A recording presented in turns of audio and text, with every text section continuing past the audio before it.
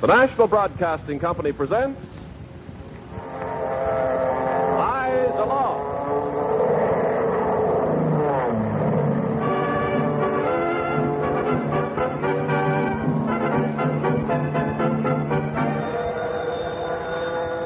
Army flash. 1.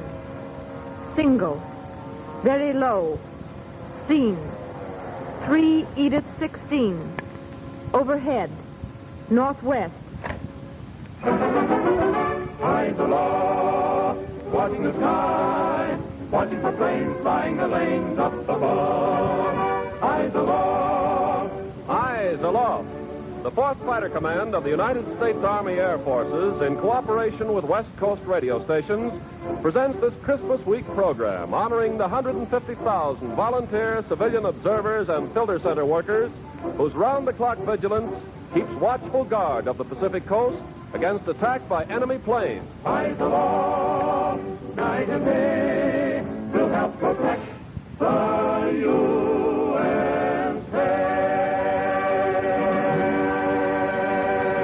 This is Ken Carpenter speaking, and Merry Christmas to you all. Tonight, we of the Eyes Aloft radio program, we, the cast, the actors, the members of the orchestra, and its leader, Gordon Jenkins, the 4 boys of the Sportsman Quartet, our writer, all of us join in presenting you of the Aircraft Warning Service with a holiday gift, a special Christmas time program. Christmas is surely in the air again, for here in the studio where we've been working all day, we've found real enjoyment in rehearsing just a little bit harder on the songs, the orchestral background scores, the dramatic spots.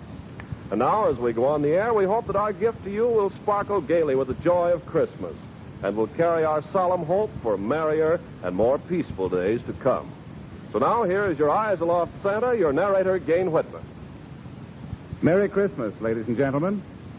First, here is a Christmas message which General W.E. Kepner, commanding the 4th Fighter Command, wishes us to send out to the thousands of members of the Aircraft Warning Service. General Kepner's message reads, To all our volunteers, a Merry Christmas and a Happy New Year. A year that will stand out in history, showing what Americans can do when they are working together, fighting for the peace which the Christmas season exemplifies. The officers, enlisted men, and I want you to know how your unselfish service has given us added zest, knowing how staunchly you stand beside us. May your holiday season be joyful, and may the gifts of service you are giving to your country be returned to you 1,000-fold through the security of the America you are helping to protect. And the message is signed W.E. Kepner, Brigadier General, USA. And we believe that every man and woman who serves in the civilian army of the 4th Fighter Command joins in returning the good Christmas wish to General Kepner and his military staff. I'm sure that we all pray that Christmas 1943 will be a more joyful holiday with the world at peace and our loved ones gathered once more about the home's hearthside. And now we want to retell a beautiful and true story that happened last December of 1941.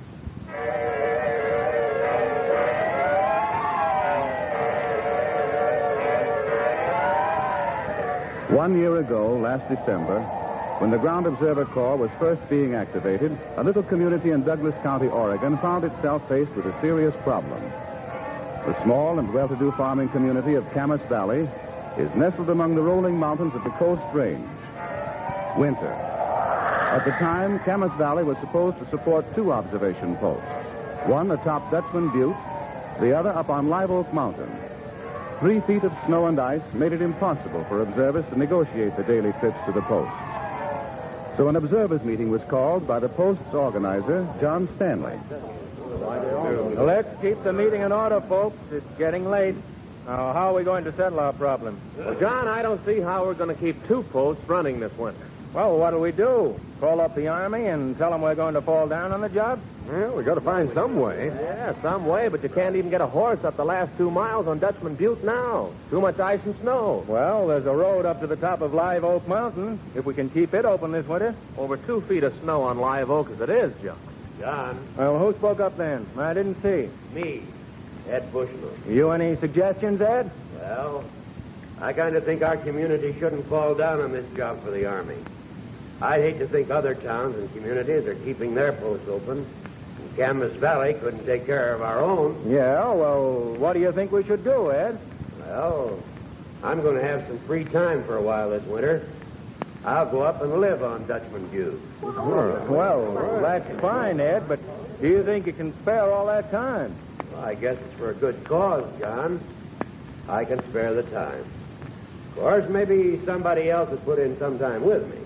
After all, a fella can't keep watch 24 hours a day. Has to sleep a little. Well, maybe we can get somebody else to go up there with you, Ed.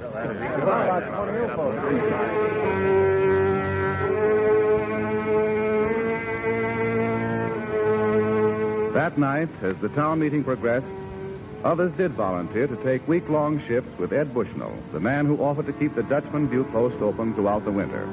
They were the Harding brothers, Jerry, 18 years old, and Jack, 20. And there was Vic Stanley, 15, who offered to spend every third week up there with Ed Bushnell. That took care of Dutchman Butte.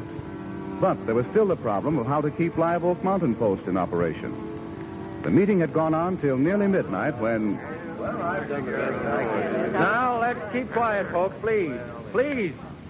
We've taken up a collection here to maintain the two posts. So far tonight, you've donated $380, and that's good. Now, what about Live Oak Post? John, Yes, Mrs. Stanley? some of us women have been talking together back here. We'll man Live Oak Post this winter. Oh, now, we couldn't... No, just a minute. If you get me up there, I'll go up and live there this winter. Now, hold on, Mrs. Stanley. That isn't a job for a woman. I said I'd go up there and keep the post open this winter. My girls, Bonnie Jean and Dorothy, will each come up for a week. And Mrs. Elsie Baker and Mrs. Martindale say they'll come up when they can for a week. We'll keep it open some way. Well, Mother just said I could go up there for a week. Okay. That was Quinta Cole volunteering as a relief observer, Mrs. Stanley. Fine. Glad to have Quinta. And anybody else who's willing to help out. Now, if somebody in town can furnish a truck or some kind of transportation, I'll be ready to start up to Live Oak tomorrow morning.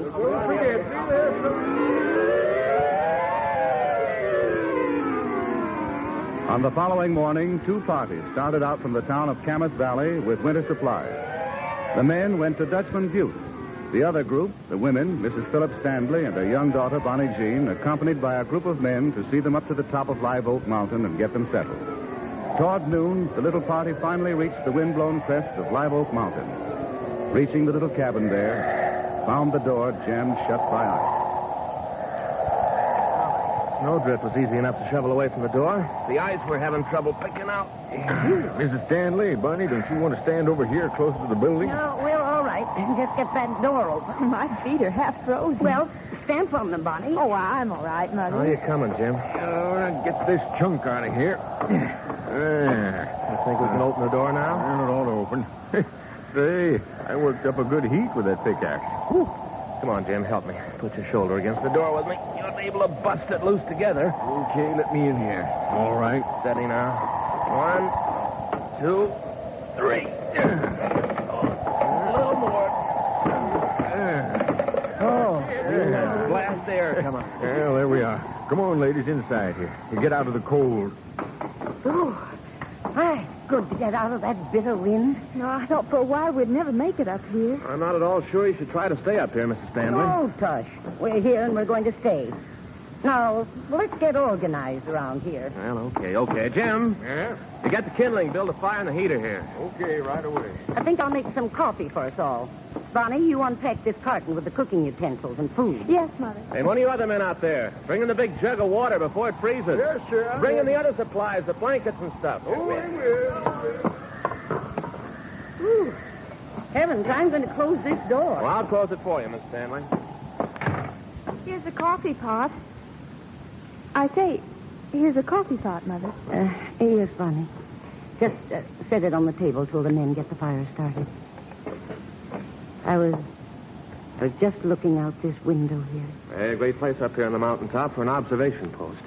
We can see all over, in every direction. Yes. We can see all over. All over God's country. Yeah. God's country. It's so beautiful, so serene, So calm and peaceful down there in our valley below. We got a little extra snow this year, Mrs. Stanley. Yeah. We'll have a white Christmas. I think it's fun coming up here. Don't you, Mother? Fun, Bonnie. Fun. Oh, darling. Well, I mean... No, it's our duty.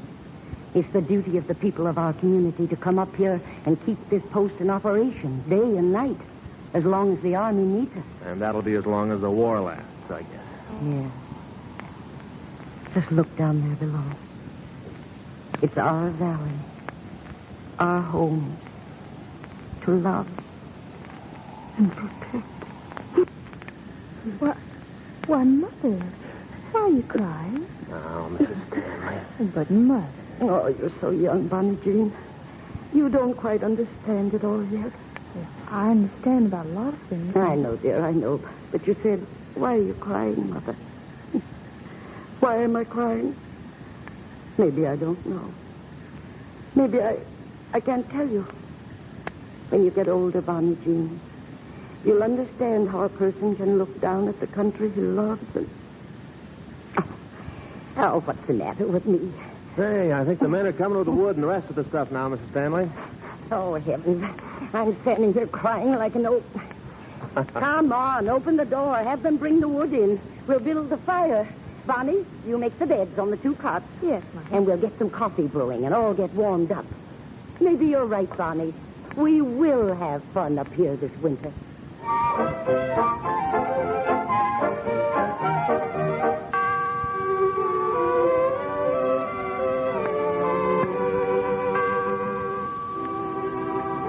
By Christmas Eve, Mrs. Philip Stanley had served 16 days on icy Live Oak Mountain.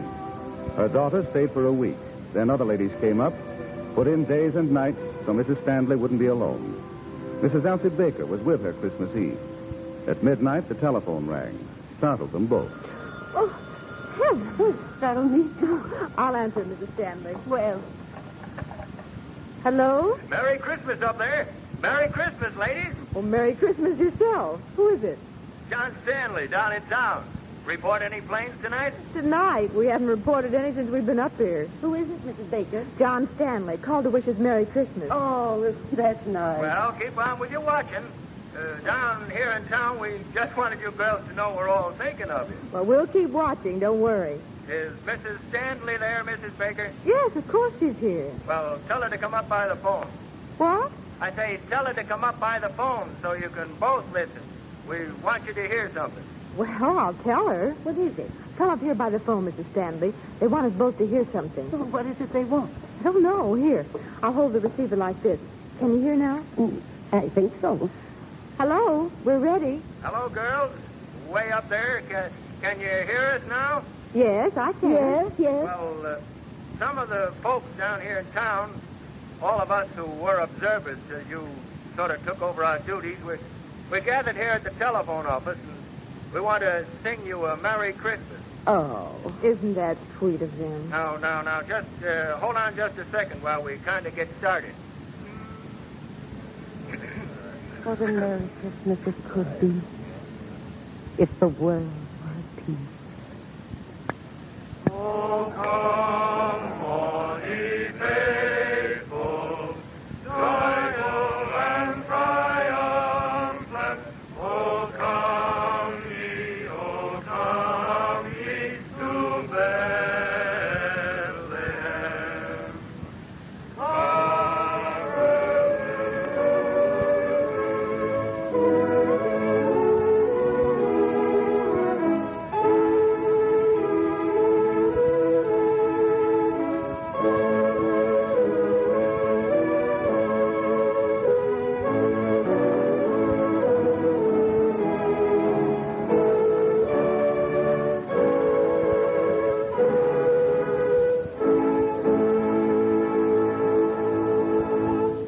Such was Christmas 1941, the first Christmas that America was engaged in World War II, the first Christmas that American civilians were given the right to work directly with the Army. For example, in that one little community from December 9th, 1941 to February 25th, for 72 long days and nights, loyal Mrs. Stanley and her 5 relief observers kept vigil at Live Oak Mountain Post. And on Dutchman Butte, Ed Bushnell and his 3 observers kept that post open. When the trails were again negotiable to daily travel, other observers came to relieve them and share in the vital work. And mind this, not once in those 72 days did those courageous people sight or report a single airplane. Discouraging? They say not. Useless? No. They were waiting and watching, ready to help warn their nation of the possible approach of an enemy by air. That is the sort of constant day in and night out Christmas gift 150,000 volunteer civilians of the Aircraft Warning Service are giving America this year.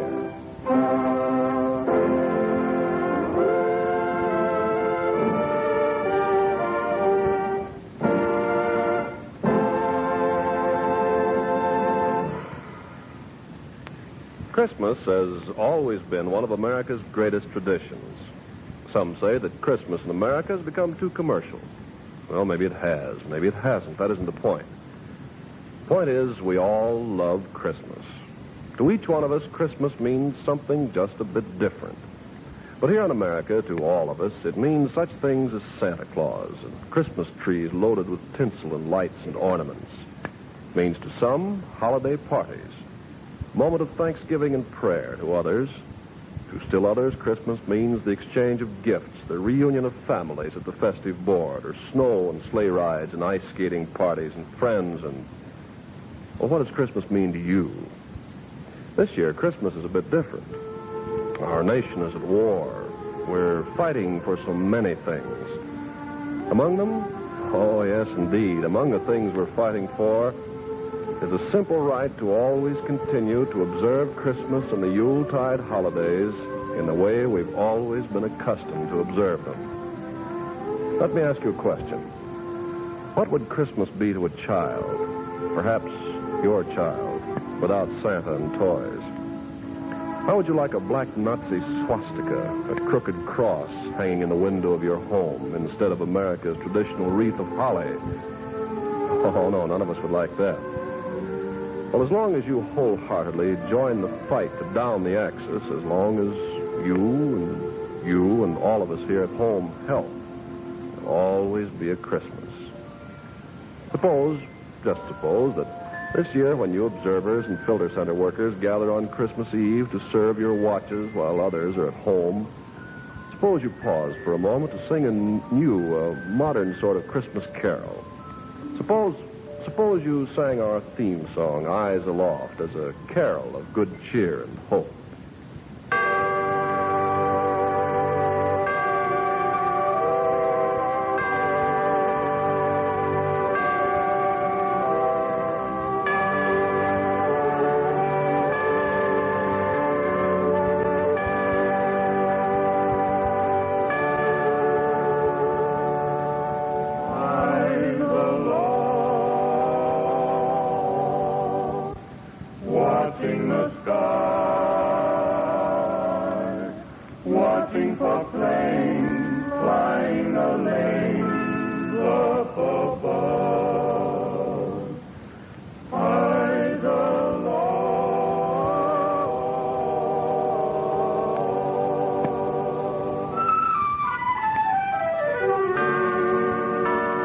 Yes, there'll always be a Christmas.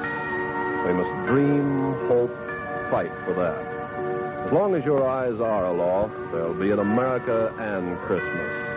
There'll be the greatest of all Christmases, a white Christmas for us this year and always. I'm dreaming of a white Christmas, just like the ones I used to know,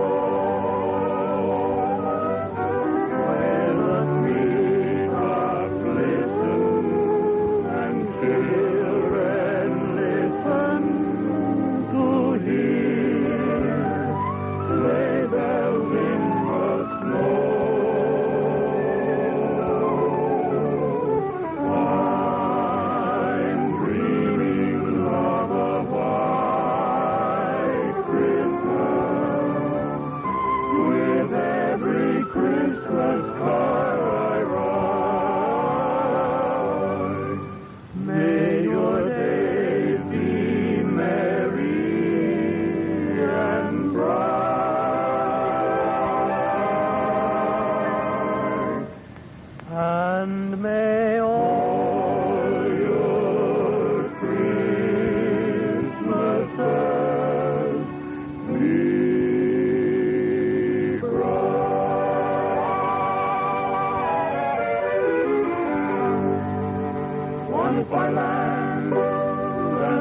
by sea was once a sentinel's cry.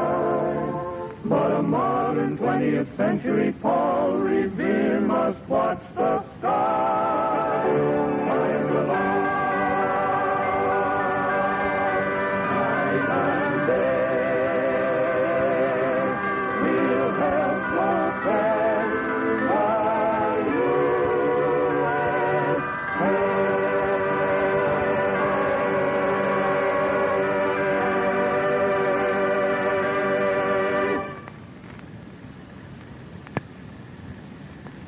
A short time ago, Captain William K. Morgan, Regional Ground Observation Officer in Oregon, sent us a copy of an inspired piece of writing he had heard delivered on a Portland radio program called The Mighty Meat. The program is conducted by a prominent Portland attorney, C.W. Robinson. Christmas will soon be with us, so it seems timely to include in tonight's broadcast this beautiful piece written by Mr. Robinson. He titled it, Those Who Watch.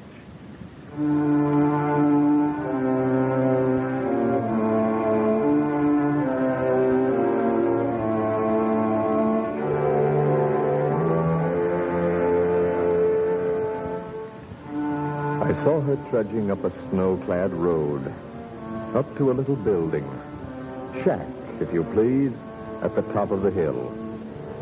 There wasn't about the shack the trappings of war. It was just a little shack, with a rusty stove and an antiquated telephone and a chair and a table and all the inconveniences to which she was never accustomed in that home in the valley. I wondered to myself, who are you? Why are you here? I asked her what was the little shack, and she told me a lookout, an observer station for enemy aircraft. She said it in a matter-of-fact sort of way, and yet with a certain seriousness in those gray eyes that startled me for a moment. In the days gone by, those who watched the heavens were called astrologers. Time dignified them. Study added to them the degree of astronomer. Today, only in derision do we refer to stargazers and seers. She was one who watches the heavens, a wise woman. Strange, these watchers in the night. In days gone by, we watched for a sign, for a symbol, for an omen, for a star in the heavens. Tonight, they watch for a sound or for a sign. They are new, those spies of the skies. Theirs is a secret, important mission in the espionage of the air. They call them observers. They are patient ones, these observers. They watch while we sleep, guard while we go about business as usual. 20,000 of them in Oregon alone, men and women, the majority of them past 40 years of age. These 20,000 take the place of a division of soldiers. More than a division of soldiers. They are the antennas of a great system, picking up every sound, constantly watching, waiting. The psalmist spoke of them when he said, "Watchmen, what of the night?" Shakespeare spoke of them when he said, "How goes the night, boy?" They are the eyes and the ears at dawn and at night, listening and watching for death that rides the wind, of terror that flies skyways. They are an integral part of the mighty meat. For their work there is no pay. For their vigil, only the reward that comes to those who feel the responsibility of a democracy on guard. No great triumph will ever be theirs. History will consider them with but a line in the great page of events. But they are the great wall that protects you and me. They are the great veil that covers us all. As I saw her trudging up the winter's road to begin her lonely vigil, I took off my hat, as you would have done. And when the first star broke above the horizon, I knew who had placed it there, and in whose honor it burns so brightly. This night, it shone on her and the thousands of others like her. It was the service star of freedom.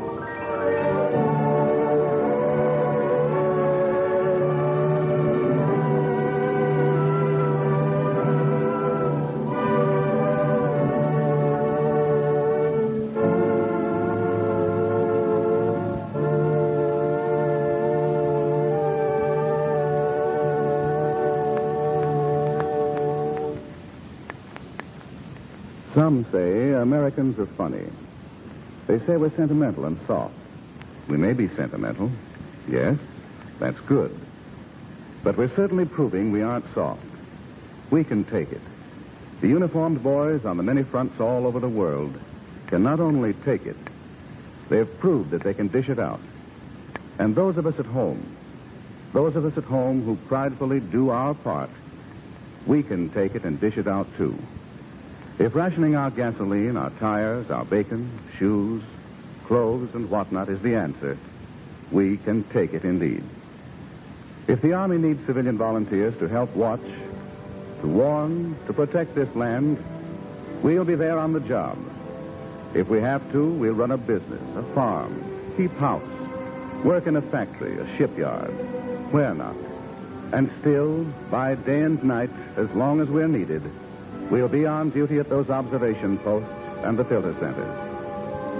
Americans are restless. We always want something better, plus all the good and traditional American things we've always enjoyed and loved. And we'll fight for them. Yes, we'll always fight, so that we and our children and our children's children will always be able to celebrate Christmas. And so, from those of us of the Eyes Aloft program, from Gordon Jenkins, the sportsman, the Hollywoodman, the orchestra, the cast, our writer, Bob Red, yes, from all of us, and from the 4th Fighter Command of the United States Army Air Forces, we repeat with great hope, with full confidence, and with the best of cheer. We repeat once again, Merry Christmas.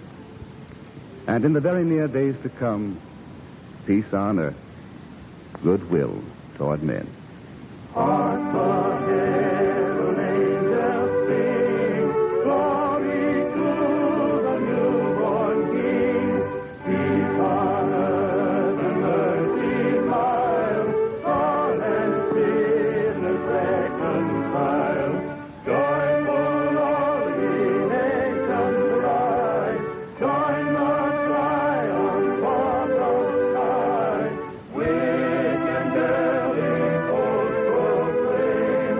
Christ is born in Bethlehem. Hark the herald angels sing, glory to the newborn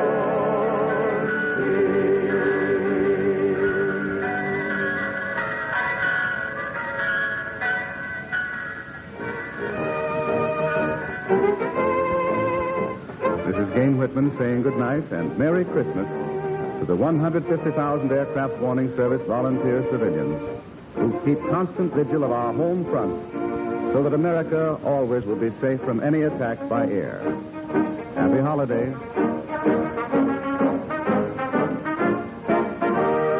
Eyes Aloft is written and produced by Robert L. Red. The music is composed and conducted by Gordon Jenkins. This is Ken Carpenter charging you to always remember Eyes Aloft. Eyes aloft, watching the sky, watching for planes flying the lanes up above. Eyes aloft. Eyes Aloft comes to you from Hollywood.